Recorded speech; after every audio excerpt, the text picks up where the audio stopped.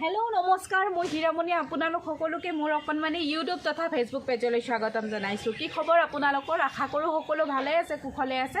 মোৰো ঈশ্বৰৰ কৃপাত আৰু আপোনালোকৰ আশীৰ্বাদত ভালে। থাম্বনেল আৰু টাইটেল চাই নিশ্চয় অনুভৱ কৰিব পাৰিছে আজিৰ ভিডিঅ'টো কিহৰ ওপৰত হয়। আজিৰ পৰা মই দুদিনমান আগত বহুত দুখতে আছিলোঁ। যেতিয়া আপোনাৰ নিজৰ মানুহজন, যাৰ লগত আপুনি পানী গ্ৰহণ কৰিছে, তেওঁ যদি আপোনাক কয় যা মৰি যা, কেনেকুৱা অনুভৱ হ'ব? নিশ্চয়কৈ এনেকুৱা অনুভৱ হ'ব যেন কিবা এটা শক্তি আহি মোক মাৰিয়ে পেলাই লৈ যাওক। মই এই পৃথিৱীত থকাৰ যোগ্যৰ নহয় আৰু। যাৰ কথা আপুনি সপোনত দিঠকত ভাবি থাকে, তেওঁ যদি মৰাৰ কথা কয় আৰু জীয়াই কি লাভ ন? তো মোৰো সেনেকুৱা হৈছিল। এই কথাখিনিৰ মূল কথা জানিবলৈ হ'লে আপোনালোকে যাব লাগিব কেইদিনমান আগলৈ উভতি। তো সেইদিনা সাহিত্য সভা চাব গৈছিলোঁ আৰু সাহিত্য সভা চাই থকাৰ সময়তে মাজুলীৰ এজন বিশেষ ব্যক্তি বুলি ক'ম, এওঁৰ বন্ধু যিহেতু, তেওঁ আহিছিল। আহি কিনে এনেকৈ আহিছিল নহয়, অঁ প্ৰভু ঈশ্বৰ নমস্কাৰ, কি খবৰ আপোনালোকৰ? ভালে আছে? আমাৰ অঁ প্ৰভু ঈশ্বৰ বহুত ভাল, কি খবৰ আপোনাৰ? কৃষ্ণ কৃষ্ণ কৃষ্ণ, এওঁ আমাৰ এনেকৈ কৰিছিল।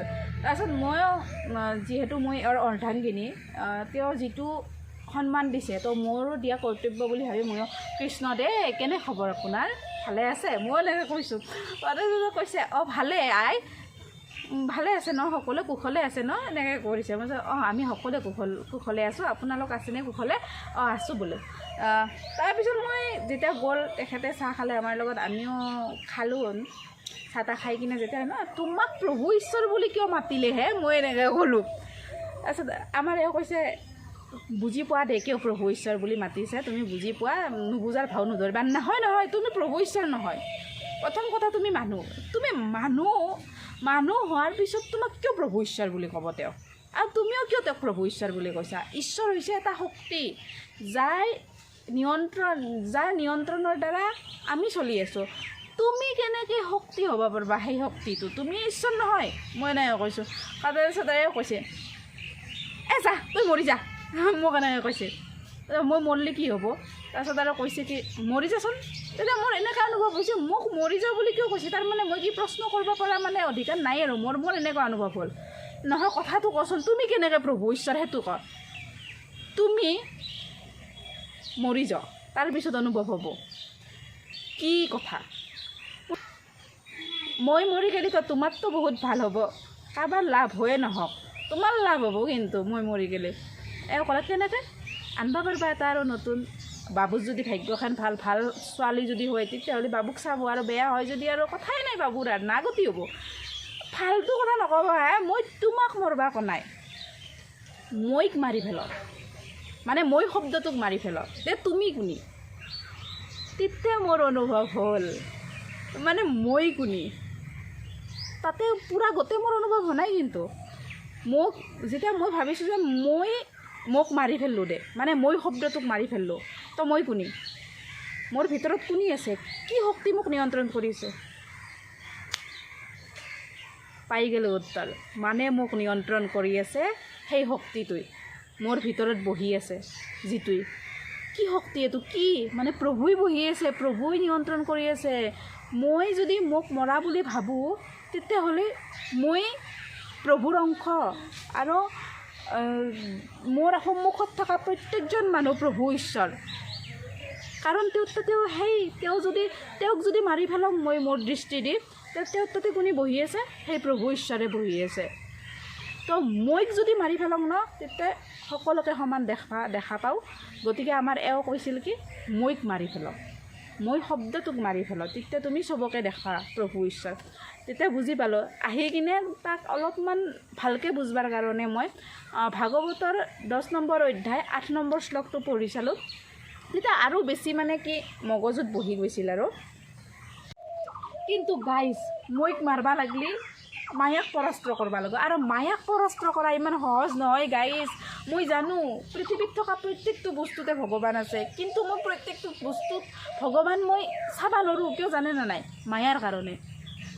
মায়া হৈছে ভ্ৰম বা যাদুক মায়া বুলি কয়। আৰু এই ভ্ৰম আৰু যাদু কোনে সৃষ্টি কৰিছিল জানে না? ব্ৰহ্মাই। কিয় সৃষ্টি কৰিছিল? সত্যক ঢাকাৰ কাৰণে। কিন্তু যদি আমি আচল বস্তুটো জানো, ঈশ্বৰক জানো, তেতিয়াহ'লে মানে কি সত্যটো ফাদিল হৈ যায় আৰু। কিন্তু আমি সত্যটো নাজানো না, মায়াকহে আমি বেছি গুৰুত্ব দিওঁ, গতিকে আমি সেয়ে দেখি থাকোঁ আৰু টকা পইচা ধন সম্পত্তি, যাৰ টকা আছে তাকে ধুনীয়াকৈ কাঁহৰ কাঁহীত ভাত দিব গ'লে, আৰু যাৰ টকা নাই তাকে ডিছত দিব। মই সেনেকুৱা পৰিস্থিতিৰো সন্মুখীন হৈছোঁ। মানে কি মই মানে টকা পইচা নাই না মোৰ ইমান, মই যাওঁতে মোক ষ্টীলৰ কাঁহীত ভাত দিছে আৰু এটা কাঁহৰ কাঁহীত ভাত দিছে কাষত। তেতিয়া মোৰ মানে সেই মানুহটোক দেখি মই এনেকৈ ভগৱান বুলি চাব নোৱাৰিলোঁ। কিন্তু আমাৰ মানে এওঁ কয় কি তোমাৰ ৰোলটো ভাল হ'ব লাগিব। এইখন পৃথিৱীত নাটকহে কৰিব আহিছোঁ না, নাটক কৰিব আহিছোঁ যিহেতু শাস্ত্ৰই কয় যে তোমাৰ ৰোলটো ভাল হ'ব লাগিব, বেলেগৰ ৰোলটো কি হৈছে তুমি চাব নোৱাৰা। বহুত মুস্কিল গাইজ, বহুত মুস্কিল, কি ক'ম আপোনালোকক। এই মায়া নামৰ বস্তুটোক পৰাস্ত কৰিব বহুত মুস্কিল। মই পৰা নাই বৰ্তমান, মই চালেণ্ডাৰ কৰিছোঁ। মই চালেণ্ডাৰ একঠাতে কৰিছোঁ, আপোনালোকৰ তাতে নহয় দিয়ক, আৰু বেলেগ মানুহ তাতে নহয়, তেওঁৰ তাতে। হে প্ৰভু, মই একদম পাপী, মোত কৰি পাপী কোনো নাই প্ৰভু, মই অধমৰো অধম, তুমি বাছ মোক কৃপা কৰিব লাগিব। যদি তেওঁক পাবা ইচ্ছা আছে তেতিয়াহ'লেতো বহুতখিনি ছেক্ৰিফাইচ কৰিব লাগিব। ক'ৰবাত নহয় ক'ৰবাত মনত ইচ্ছা এটা আছে, নাজানো কিমানখিনি।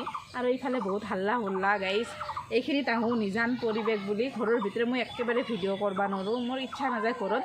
মানে কি আকাশৰ তলত ভিডিঅ' কৰি ভাল পাওঁ, মানে কি মোৰ অলপ বেলেগ দিয়ক, এইখিনি জেগাত মই ভাল পাওঁ, কিন্তু ইফালেও ওচৰ চৰাবা কি ক'ম আৰু।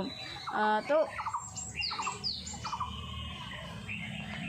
কি গাইছে, আপোনালোকে আশীৰ্বাদ কৰিব যাতে মই আধ্যাত্মিক ফালে আগবাঢ়িব পাৰোঁ। আধ্যাত্মিক ফালে আগবাঢ়া মানে এইটো নহয় পূৰা বাবাজী হৈ যাম, মানে তেওঁক যাতে অলপ হ'লেও জানিব পাৰোঁ।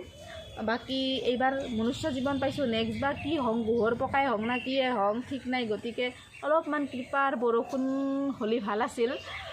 বাকী মই বহুত অজ্ঞান দিয়ক, যদি কিবা ভাল কথা কৈছোঁ আপোনালোকে নাভাবিব যে এইটো মই কৈ আছোঁ, মোৰ ভিতৰত বহি থকা সেই শক্তিটো কৈ থকা বুলি ভাবিব। আৰু যদি কিবা বেয়া কৈছোঁ, মই কৈছোঁ, তো মোক ক্ষমা কৰি দিব আৰু আঙুলিয়াই দিব যে মোৰ কিখিনি ভুল হৈছে। কেতিয়াবা লিখিত হয়, কেতিয়াবা কথিত হয়, দুটা মিক্স না, আপাৰত বিয়া হৈছোঁ, লয়াৰত জন্ম, গতিকে আপোনালোকে এডজাষ্ট কৰি ল'ব দেই। বাকী এতিয়া কিবা পকৰি বনাব লাগে বোলে, বাবুই কৈ আছে বাৰে বাৰে মা পকৰি খাম, তাকে অলপমান পকৰি বনাম, আপোনালোককো দেখাম, যিহেতু মই ব্লগ কৰি ভালে পাওঁ আৰু এইবিলাক খোৱা মিলাইতো ব্লগত ন। তো বলকচোন পাকঘৰলৈ। আৰু গাইজ পকৰি বনাবৰ কাৰণে এয়া মচুৰ দালি তিয়াই থৈ দিছিলোঁ, মচুৰ দালি আৰু ইয়াতে জলকীয়া দিছিলোঁ 2-3টামান, তলত পৰি গৈছে পূৰা।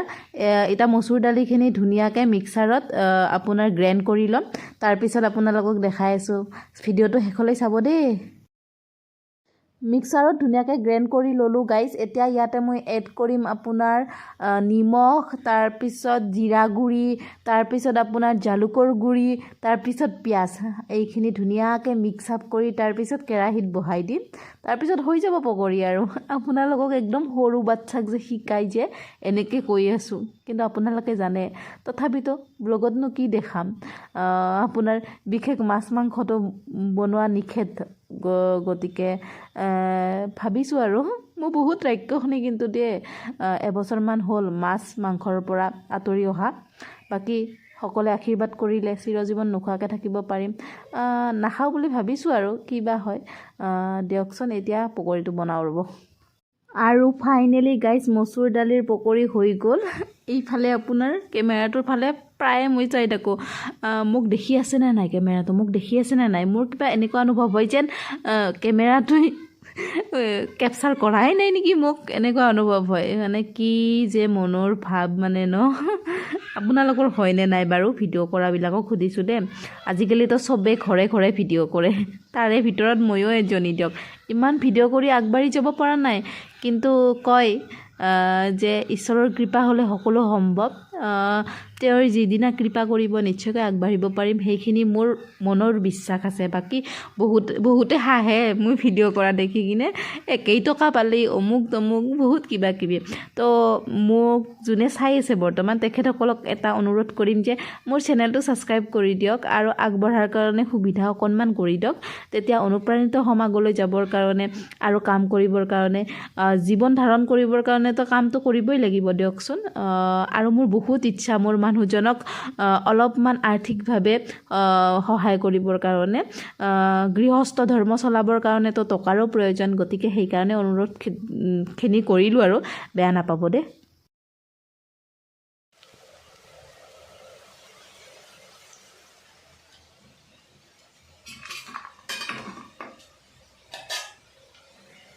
আৰু ফাইনেলি গাইজ এয়া মচুৰ দাইলৰ পকৰি হৈ গ'ল ইমান ধুনীয়া হৈছে ইমান ভাল হৈছে খাবৰ কাৰণে কি ক'ম আপোনালোকক মোৰ বহুত বেছি ভাল লাগিছে তো আজিৰ ভিডিঅ'টো ইমানখিনিয়ে আৰু এইফালে পকৰি হৈ গ'ল এতিয়া চাহ বনাব লাগিব চাহৰ লগত পকৰি খাব বোলে বাবুয়ে চাহ বনোৱাৰ পিছত চাহ তাহ খাই কিনে ভাত বনাবই হ'ব তো আজিৰ ভিডিঅ'টো ইমানখিনিয়ে যদি ভিডিঅ'টো চাই ভাল পাইছে প্লিজ চেনেলটো ছাবস্ক্ৰাইব কৰি দিব চেনেলটো ছাবস্ক্ৰাইব কৰি দিলে অনুপ্ৰাণিত হওঁ আগলৈ ভিডিঅ' কৰিবৰ কাৰণে তো আজিলৈ আহিছোঁ সৰ্বে ভৱন্তু সুখিনঃ সৰ্বে সন্তু নিৰাময় ৰাধা কৃষ্ণ